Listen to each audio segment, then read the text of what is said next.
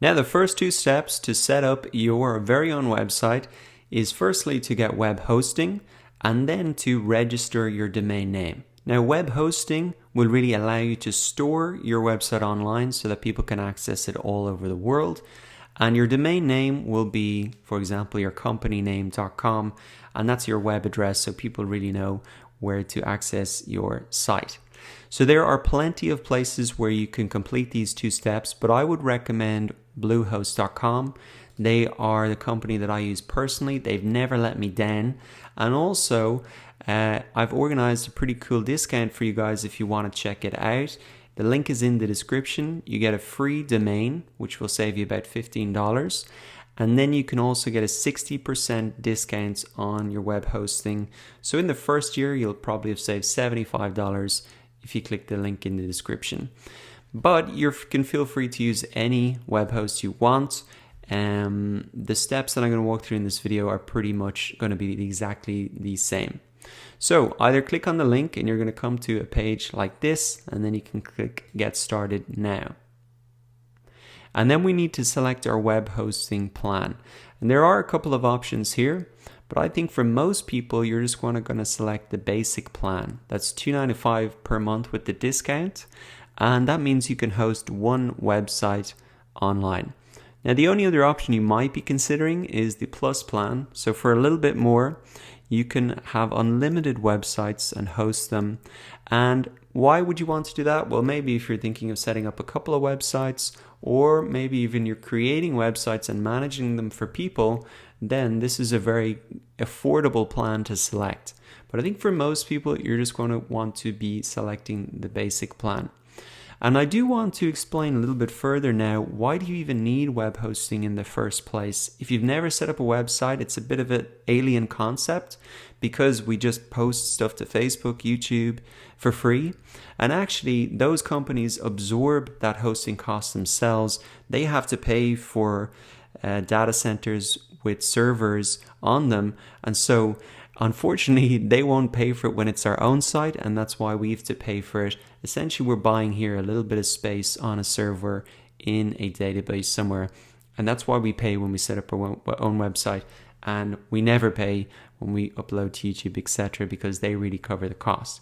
So I think people find that explanation helpful, and so now that you understand why you need hosting, I think, and you know the plan to select, let's go ahead and select this basic plan here.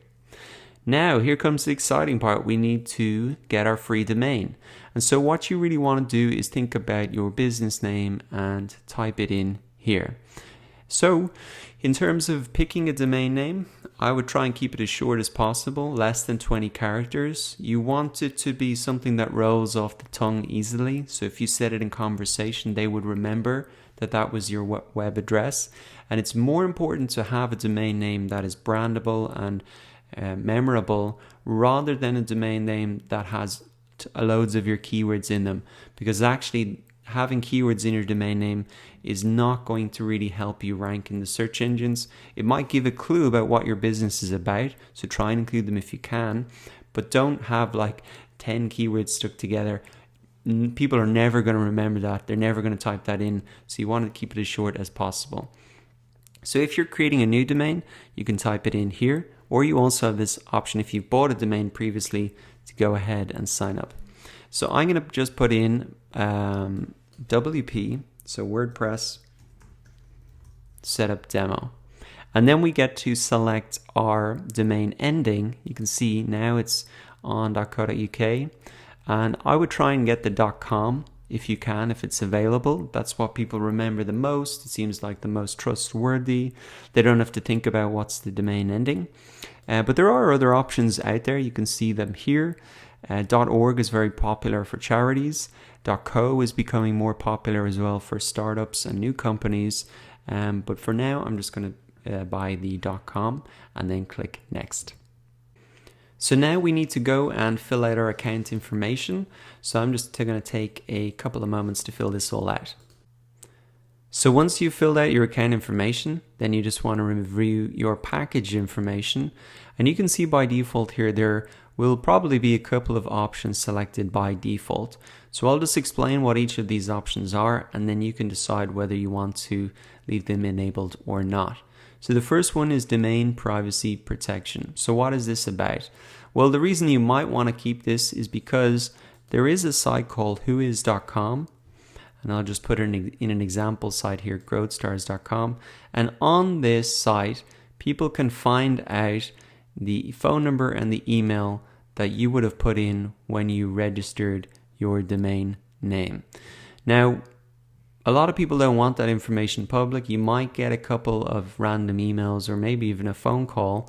So some people select this domain privacy protection option so they don't get that. Now, personally, I don't mind if I get a random email, so I can save myself really $1 just by doing that. Now, Site Backup Pro, this is an option maybe you should leave enabled. Essentially what this will do will back up your site, especially if you have a big site with a lot of content on it. You may be changing content, you may be editing the code, something like that, something breaks, and you need to get your backup version so that you can get your site back up and running. For this demo site that I'm setting up, I'm not going to select that, but I think that is a good option for a lot of people. Now, site security, again, there's more information there. I'm going to show you a couple things to do to secure your site, so you don't need that option. Then, once you're ready, all you need to do is type in your payment information, which I'm going to take a minute to do now. Okay, I've typed in my payment information there. And then you just want to select I've read the terms and agreements and click submit. Okay, so great. Our purchase was successful and a confirmation has been sent to our email address. And before we can log in, as it says here, we need to create a password. Next step then is just to go ahead and insert a secure password. And it'll give you an indication of how strong that is. So I would recommend you try and make that strong so your site stays secure. And then you can just say, I've read the terms and agreements and click next. So they'll give us the option here to pick a theme. What I will actually do is just skip this step. Okay, we're all done. Now I am getting a notification here that they will update my domain automatically as soon as it's ready. So that's good to know. You might see a similar notification, and then we can just go ahead and click start building. So here we are now in the back end of our brand new website.